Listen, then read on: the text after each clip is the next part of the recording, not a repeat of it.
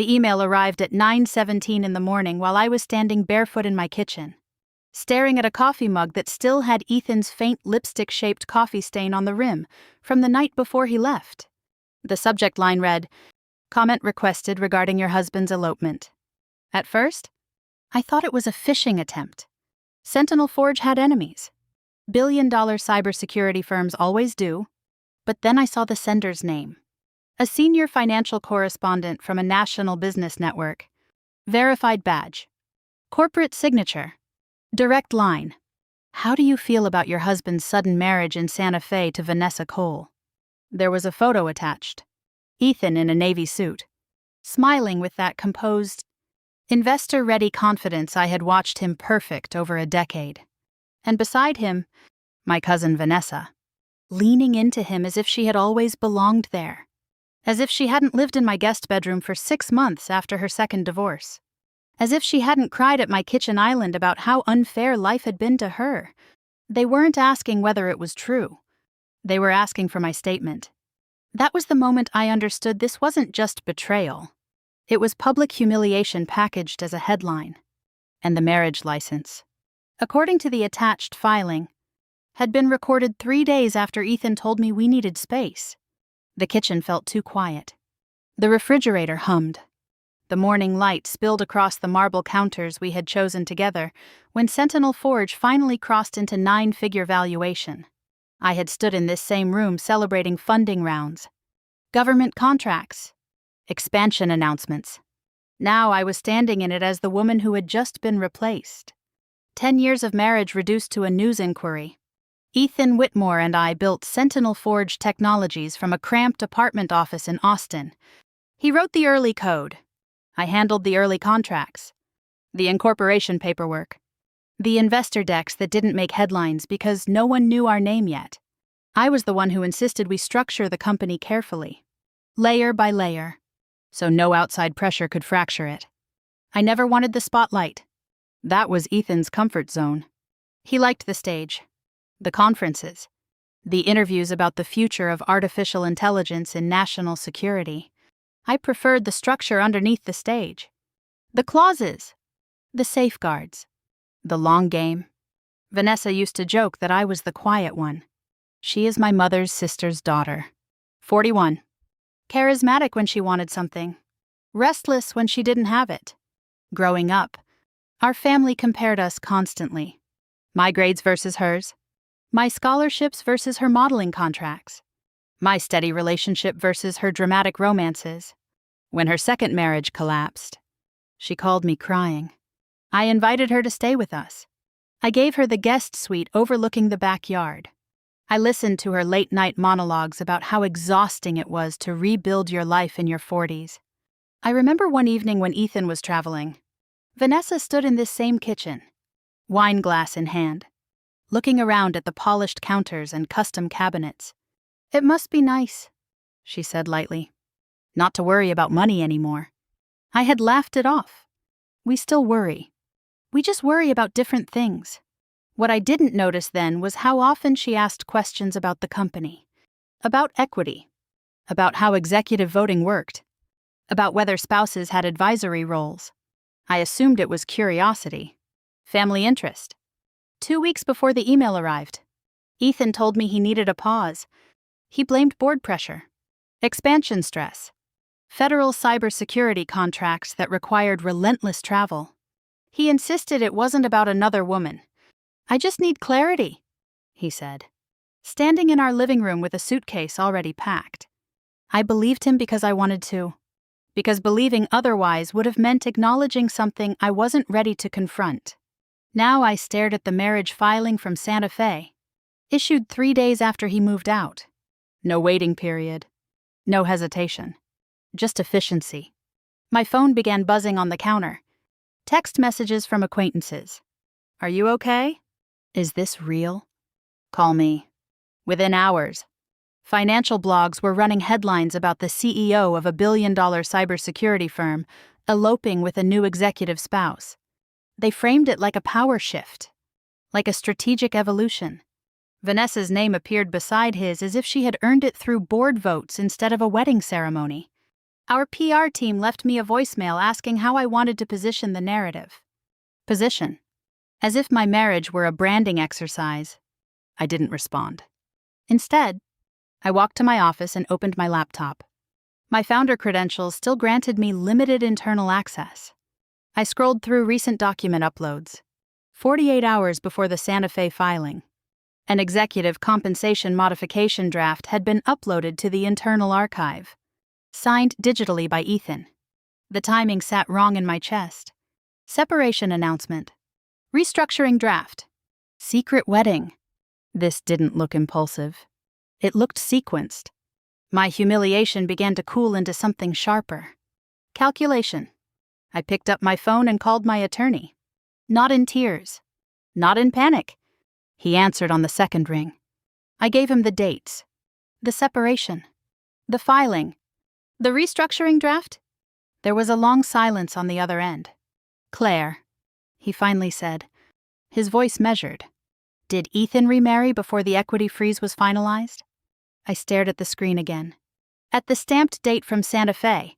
Yes, I said quietly. Another pause. Because if he had done that, if he had rushed into a new marriage before finalizing the division of executive interest, then this wasn't just betrayal.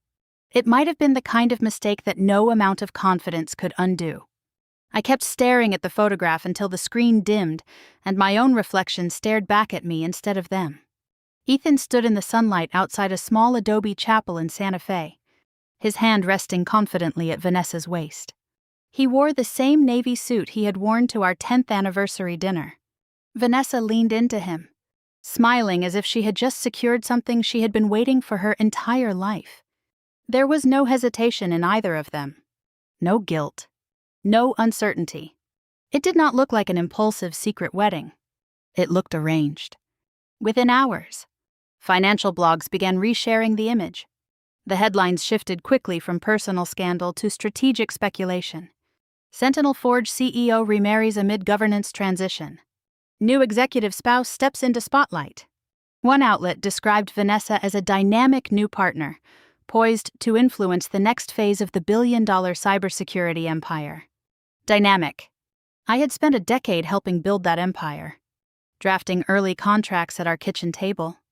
Negotiating vendor agreements while Ethan coded through the night.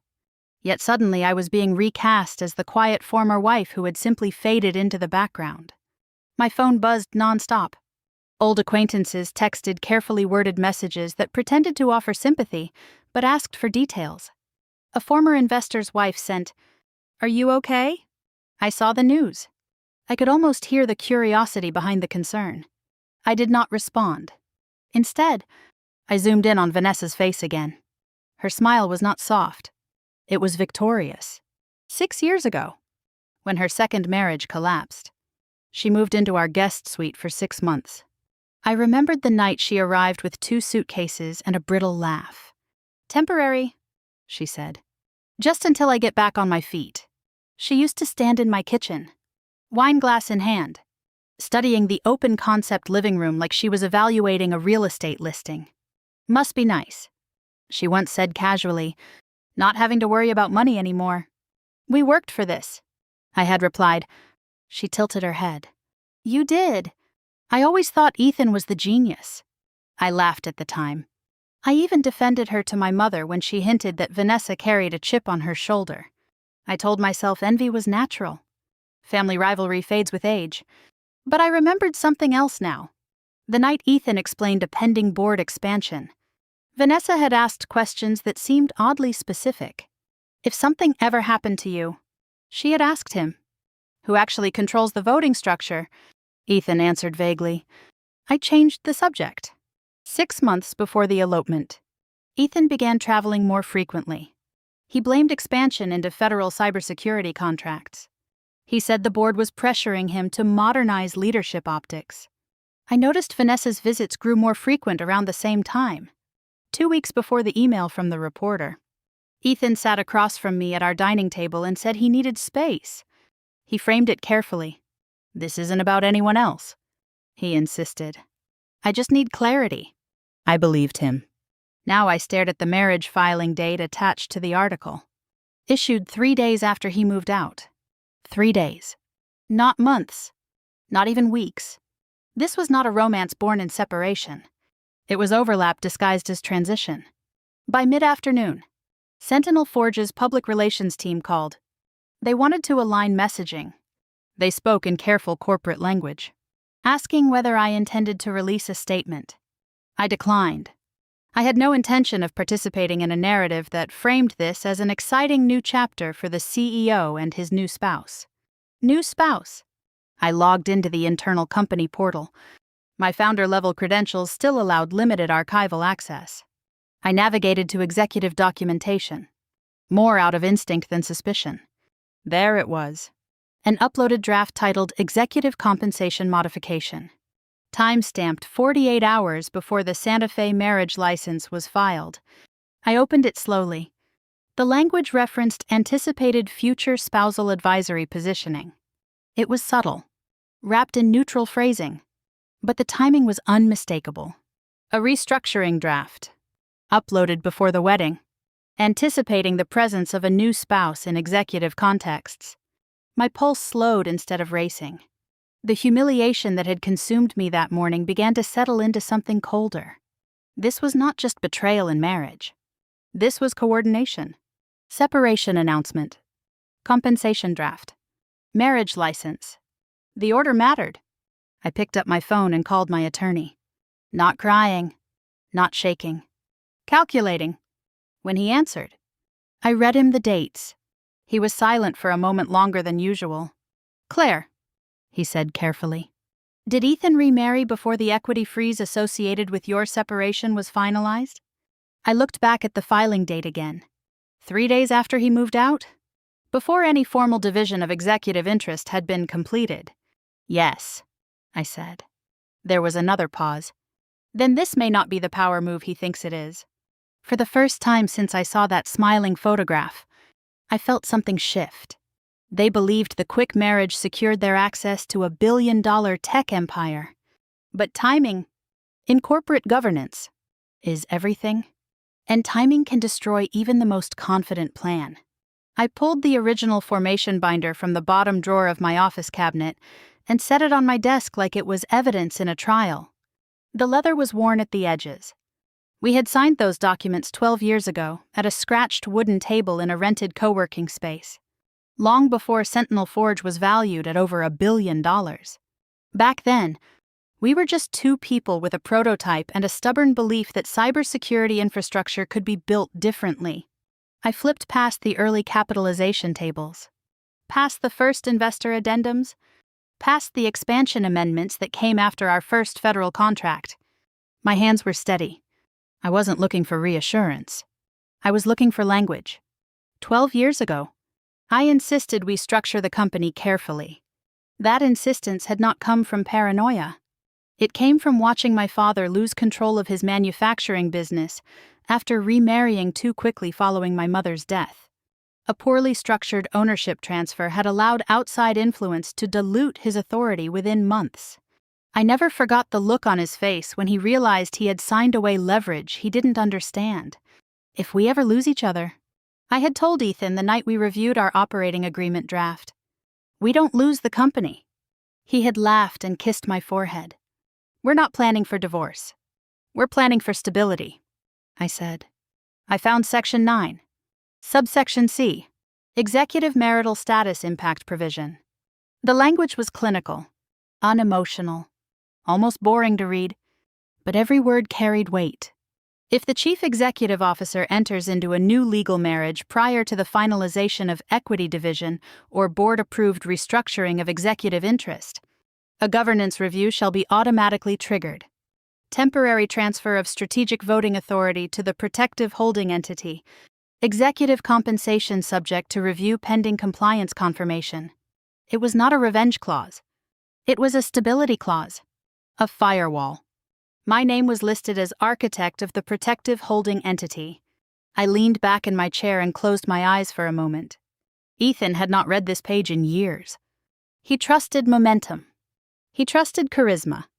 He trusted that speed could outpace structure. But structure does not forget. I called my attorney and read the clause aloud. He listened carefully. "The remarriage date?" he asked. 3 days after he moved out, I said. Before the equity freeze was finalized.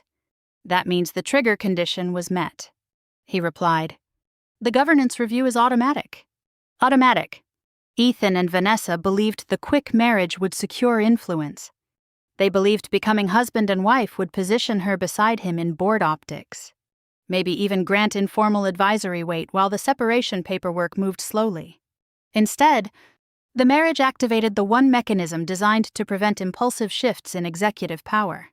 I pulled up the timeline on my laptop and aligned the dates. Separation announcement. Executive compensation draft uploaded. Marriage license filed in Santa Fe. Equity freeze not yet approved. The order was fatal to their plan. My attorney warned me what activating the review would mean. Once the Governance Oversight Committee receives notice, they're obligated to convene, he said. That could freeze his strategic authority temporarily. It could invite media attention. It could rattle investor confidence. It could also protect the company, I said. He paused. You understand this won't look neutral. It will look like retaliation. The word lingered. Retaliation. Revenge. The narrative was already forming online. I was the discarded wife lashing out. But I knew the difference between revenge and enforcement. I'm not accusing him of anything, I said. I'm enforcing what we signed. There was silence on the line. Then a quiet acknowledgement. Understood. We prepared a sealed compliance notice to the Governance Oversight Committee. No emotional language. No reference to Vanessa. Just dates. Just structure. Before I sent authorization to file, I logged back into the internal access portal one more time. An automated alert showed that Vanessa had requested access credentials to certain executive dashboards the day after the wedding. Strategic performance metrics. Board-level projections. Request denied. Insufficient clearance. Marriage did not equal access. I imagined her frustration when the system rejected her credentials. She had always believed proximity to power was the same as possessing it. She underestimated the architecture. I authorized the notice. The document moved quietly through official channels, encrypted and time-stamped. There was no dramatic confrontation. No shouting. No accusation. Just activation. Late that evening, my attorney called again. The committee acknowledged receipt, he said. They're scheduling an emergency session within 48 hours. I stood by the window in my office, looking out at the Austin skyline. The city lights blurred slightly. Not from tears, but from the realization that everything was shifting. If the review confirms validity, he continued, Ethan's strategic voting authority could be suspended pending compliance. Suspended. He had smiled in that wedding photograph as if everything had been perfectly arranged, as if speed guaranteed control. He forgot that contracts are patient, and patience, when written correctly, always wins over confidence. For the first time since the email arrived in my kitchen, the balance felt less chaotic. Not because I wanted revenge, but because the structure I built was finally doing what it was designed to do. I walked into Sentinel Forge headquarters for the first time since Ethan moved out, and the glass lobby reflected a version of me I barely recognized.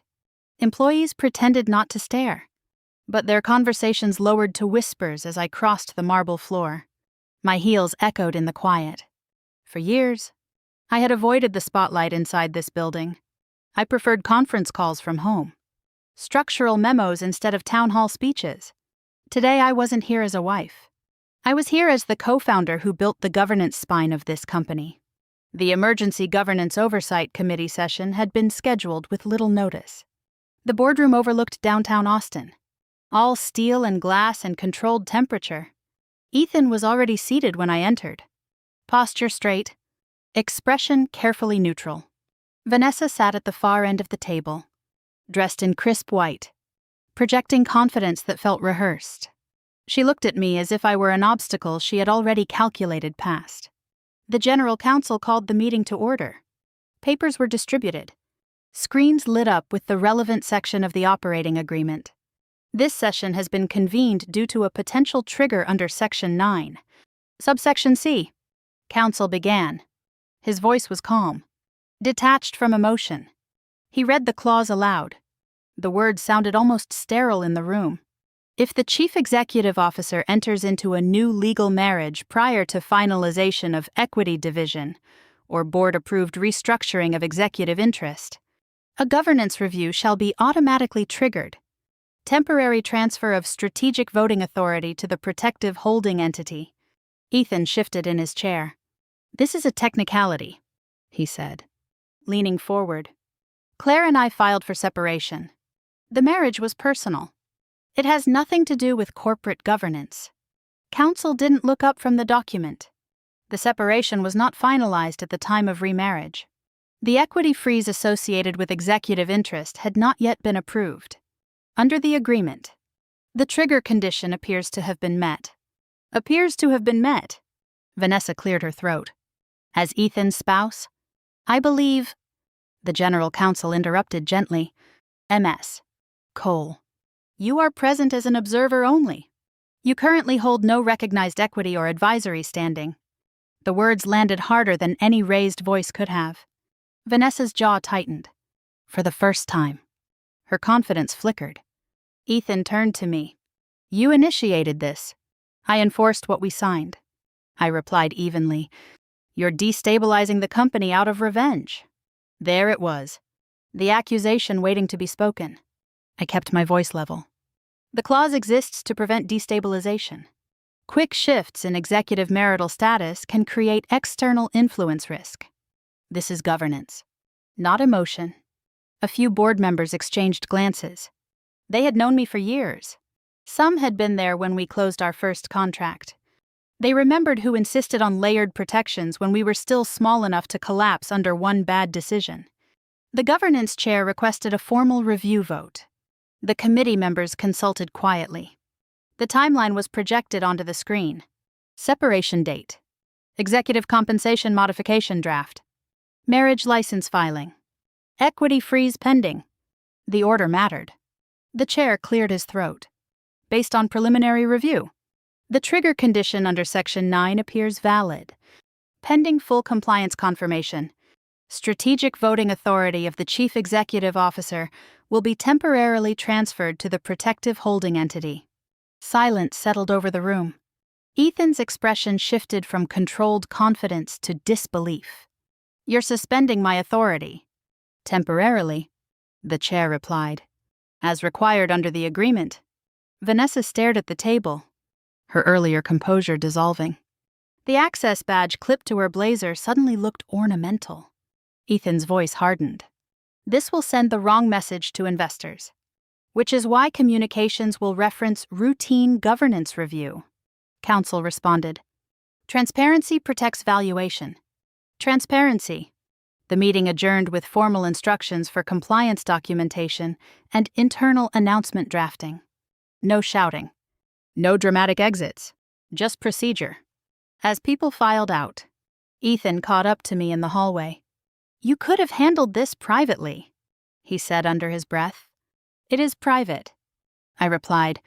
Within the company, you're trying to destroy me. I looked at him carefully. You destroyed your own leverage the moment you assumed the agreement didn't apply to you. His jaw tightened. Vanessa had nothing to do with this. I didn't respond. I didn't need to. Outside the boardroom, I paused near the windows overlooking the city. My phone buzzed with a message from my attorney. There's something else in the audit trail you should review. I felt the shift again. The elopement had been visible. The governance trigger had been structural. But if there was more in the audit trail, then the marriage might have been only one piece of a larger attempt to consolidate power. I slipped my phone back into my purse and walked toward the elevator. The power dynamic inside Sentinel Forge had changed in a single vote.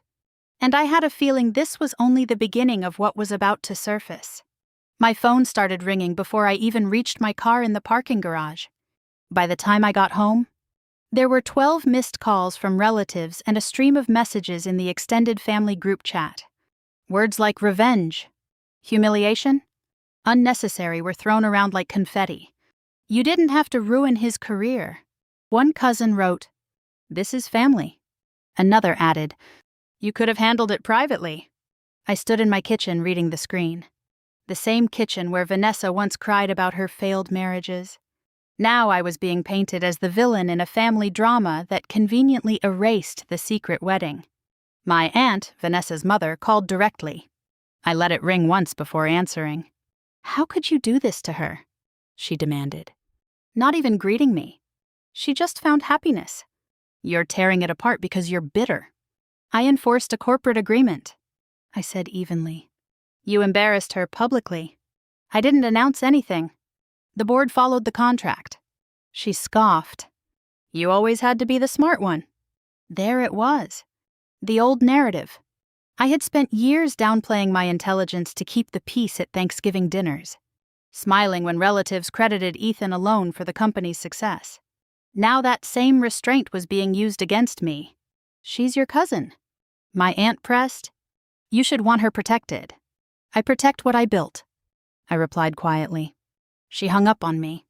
An hour later, a courier delivered a formal letter from a law firm I didn't recognize. Vanessa's attorney. The letter alleged intentional interference with marital stability and reputational harm. It accused me of weaponizing an obscure clause to seize corporate control. The tone was aggressive, dramatic, clearly designed to intimidate. I read it twice, then handed it to my attorney without comment. "She doesn't have standing," he said calmly. "This is pressure, not substance." Pressure I could handle. What unsettled me more was the narrative forming online. A financial gossip blog published an article that afternoon citing an anonymous source inside Sentinel Forge. It described me as a sidelined co-founder clinging to relevance by activating a hidden clause. The phrasing was almost theatrical. "The quiet wife strikes back." Strikes back. As if enforcing governance was an act of revenge. The board communications team alerted me that speculation was spreading across investor forums. I resisted the urge to respond publicly. Every reaction would feed the drama. Instead, I met my attorney in person. He slid a folder across the table. "There's more." Inside were preliminary findings from metadata pulled during the governance review. Vanessa had accessed archived executive calendar records weeks before the wedding. Not casually, specifically during dates tied to restructuring discussions. There was also an invoice, a private investigator, billed to an account connected to Vanessa's personal finances, 6 weeks of surveillance services. My stomach tightened. But my voice remained steady. "Surveillance of whom?" "The invoice doesn't specify," my attorney said, "but the timing aligns with your separation." So while I was believing in clarity and space, someone had been documenting my movements. The betrayal was no longer emotional. It was operational. That evening, Ethan requested to meet. We chose a neutral public location, a quiet corner of a hotel lounge downtown. He looked exhausted. The confidence from the wedding photo replaced with strain. "This has gone too far," he said immediately. I enforced the agreement. "You triggered a governance crisis. You triggered it when you remarried before finalizing equity division." He ran a hand through his hair. "Vanessa said it would simplify optics." "Optics," I repeated. "It wasn't malicious." "Did you know she hired a private investigator?" He hesitated. "That pause told me everything." "It was precautionary," he said finally. "There were concerns about reputational risk." Reputational risk. I felt something inside me go still. From me. He didn't answer. In that moment, the layers became clear. Emotional affair. Strategic remarriage. Surveillance. Narrative manipulation. This was not a spontaneous romance. It was a coordinated attempt to neutralize me, personally and structurally. I stood. "I'm authorizing a full forensic audit of executive communications for the last 6 months," I said calmly. His eyes widened.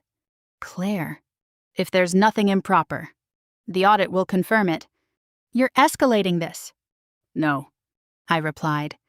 "I'm protecting the company." The next morning, the governance committee expanded the review into a formal ethics investigation.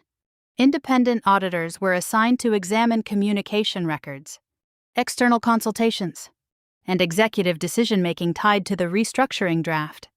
The conflict had moved beyond family drama. It was now compliance. Late that night, after hours of silence, an email arrived from the audit firm. Subject line: preliminary irregularities identified? I stared at it without opening the attachment. Whatever was inside would not just damage a marriage already beyond repair. It could permanently alter the future of the company we built. And this time, there would be no pretending it was personal. I opened the attachment at 11:42 that night. The glow of my laptop, the only light in the room. The forensic audit report was clinical, unemotional, structured in bullet points and timestamps. It didn't speculate. It documented. Communication frequency between Ethan and Vanessa had increased sharply 6 months before our separation. Not just personal texts, but encrypted messaging threads during keyboard discussions, calendar overlaps, private meetings scheduled on days marked internally as governance planning. One highlighted excerpt froze me. Subject line: accelerate consolidation before optics shift. The body of the email was brief. Ethan wrote that restructuring needed to move quickly to avoid dilution complications. Vanessa replied that timing would be critical and that remarriage could simplify external perception. External perception. They had not been planning a wedding. They had been planning leverage. Further down the report, the auditors mapped dates against internal activity. The executive compensation modification draft had been prepared after a closed-door conversation with an outside advisor. That advisor, according to the report, was not disclosed to the board. Undisclosed consultation tied to executive authority restructuring. My grief thinned into something else entirely. Another section detailed Vanessa's inquiries into the voting trust language weeks before the separation announcement. She had requested summaries of spousal influence on governance. She had asked whether remarriage affected advisory access. They misunderstood the clause. They believed marriage would increase influence. They didn't realize it would trigger review.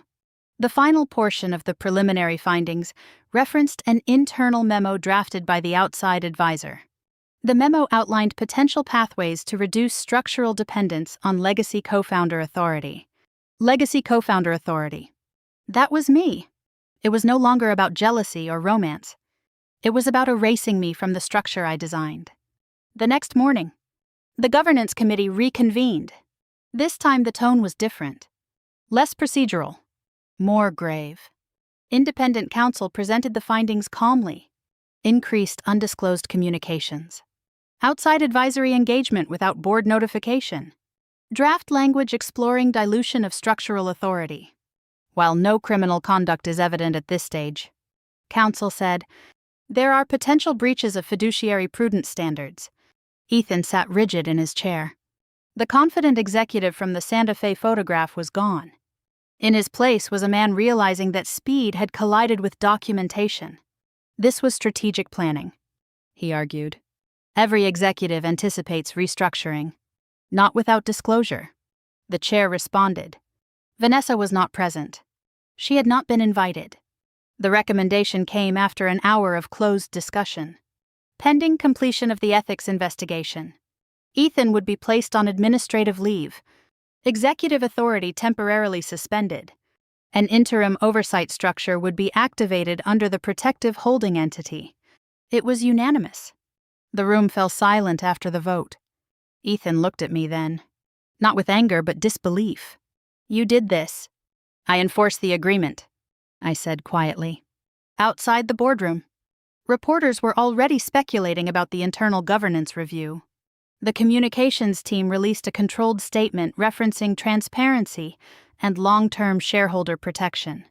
Markets responded with measured stability instead of panic. Transparency worked. That evening, Ethan called. You're turning this into something it never was, he said. I didn't write those emails. It was planning, not betrayal.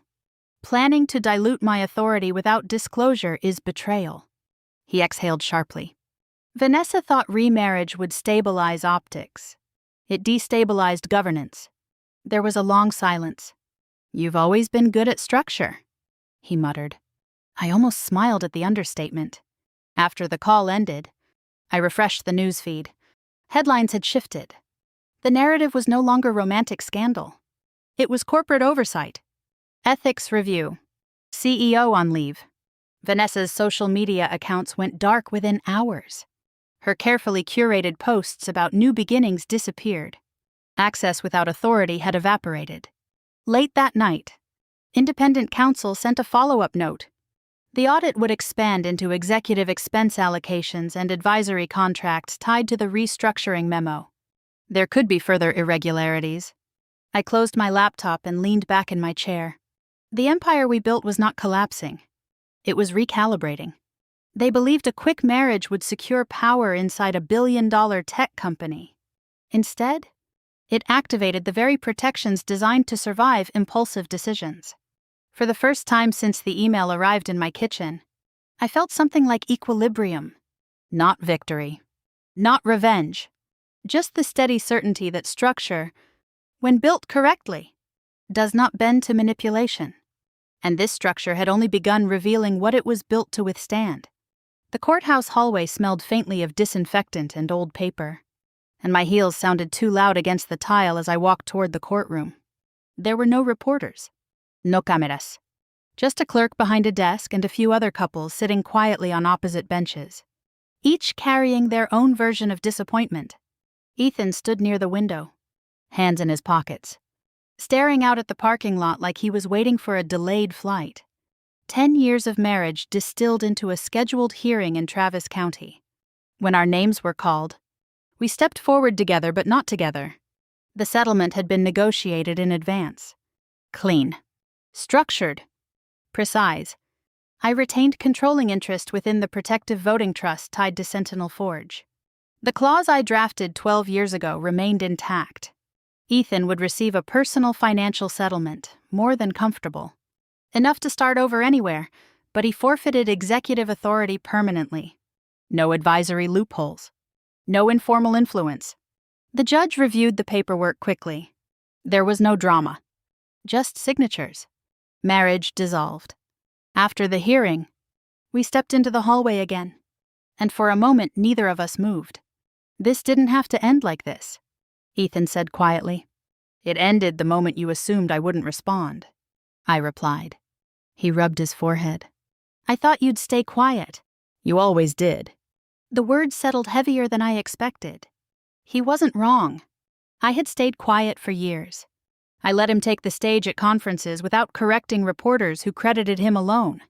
I allowed family members to call it his empire. I believed loyalty meant minimizing myself to protect our image. That silence had trained him to underestimate me. I stayed quiet because I trusted you, I said. Not because I was powerless. He looked at me then, really looked at me, as if seeing something he had overlooked for a decade. I never meant for it to go this far, he said. But it did. Vanessa had not filed any independent claim to the company. Her marriage granted her nothing structurally. No equity. No advisory standing. The protective clause made sure of that. Her attorney's earlier threats dissolved once the ethics review findings were formalized. The governance committee's final report concluded that while no criminal wrongdoing occurred, Ethan's undisclosed advisory consultation and restructuring exploration demonstrated a breach of fiduciary prudence standards. In corporate language, it was measured. In practical terms, it ended his leadership. He formally stepped down as CEO the following week. The board released a statement about leadership transition to preserve long-term shareholder value. The media reframed the narrative again. No longer a romantic scandal. Now a governance correction. A power realignment inside a billion-dollar tech empire. For the first time since the elopement photo circulated, my name appeared in articles as co-founder and structural architect. Not discarded wife. Not jealous spouse. Co-founder. Recognition arrived without apology. As we exited the courthouse, Ethan paused on the steps. Do you ever wonder, he asked, if this could have gone differently? It already did, I said. When you decided I didn't matter, he didn't argue. He just nodded once, as if finally understanding the miscalculation. That evening, after I returned home, my phone rang again. This time it was the board chair. "We'd like you to consider stepping into an interim strategic oversight role," he said. "Your governance framework held under pressure. We need that stability." I leaned back in my chair, looking at the original incorporation document framed on my office wall. For years, I built the structure and let someone else stand in front of it. Now the structure had protected itself and me. "I'll consider it," I said. After we ended the call, I walked into the living room and noticed the wedding photograph still sitting on the bookshelf. I picked it up, studied it for a long moment, then set it face down. Not in anger. In closure. This wasn't revenge. Revenge would have required fury. What I felt was clarity. Silence is not loyalty. Minimizing yourself is not strength. And protecting what you build is not cruelty. The marriage was over. The illusion that I was secondary was over. The empire remained. And for the first time, it no longer cast a shadow over me. The board chair's voice was steady when he asked the question, but I could hear the weight behind it. "Claire, would you be willing to step in as interim strategic chair while we transition leadership?" I was sitting alone in the conference room after the call, staring at the skyline through the floor-to-ceiling windows. 12 years ago, I had helped design this company's governance structure from a folding table in a rented office. Now I was being asked to publicly hold the structure together. I had never wanted the spotlight. Ethan thrived in it. I preferred drafting clauses that no one noticed until they needed them. But avoiding visibility had allowed a narrative to form. That he built it. That I supported it. That I was adjacent. Not foundational. "I'll do it," I said finally. Not for recognition. For stability. 2 days later, I met privately with 2 board members who had been with us since our earliest funding round. They didn't speak in corporate euphemisms. "We underestimated your operational influence," one admitted. "You designed the safeguards that protected this company." The other added, "We should have recognized that sooner." I nodded. I wasn't interested in apology. Recognition was enough. By the end of the week, Sentinel Forge announced a leadership transition. Ethan's resignation was framed as part of a governance realignment to preserve long-term shareholder value. There was no dramatic language. No mention of betrayal. Just transparency. The town hall was scheduled for Monday morning. I stood backstage listening to the low hum of employees filling the auditorium. The last time I addressed the company publicly was during our Series B announcement years ago. Back then, we were scrappy and uncertain. Now we were established, and the uncertainty felt different. When I walked onto the stage, there was polite applause. Cautious but sincere. I didn't speak about scandal. I spoke about structure. I explained that governance is not a punishment. It is a promise. A promise that no individual, no matter how charismatic or powerful, stands above the framework that protects everyone's work. I acknowledged the disruption of recent weeks. I emphasized transparency. I reaffirmed that Sentinel Forge was built to withstand stress because it was built carefully. I did not mention Vanessa's name. I did not frame anything as revenge.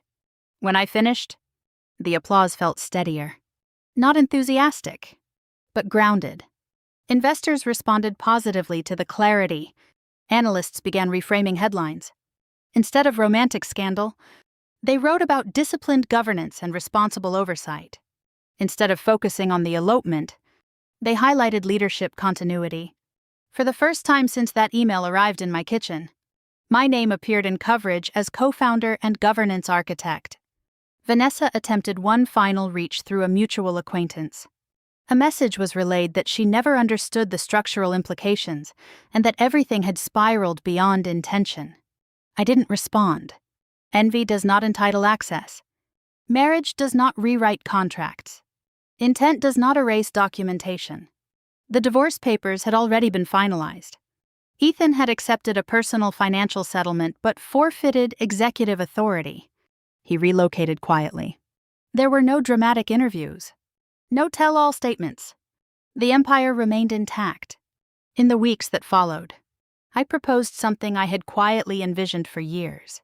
a strategic initiative within Sentinel Forge dedicated to mentoring and investing in women founders over 40 entering cybersecurity and artificial intelligence. The board approved the allocation. If I had learned anything, it was that power should not be invisible simply to preserve someone else's comfort. One evening, I returned home after a long day and walked through the quiet house. The framed wedding photo that once sat on the hallway console was gone.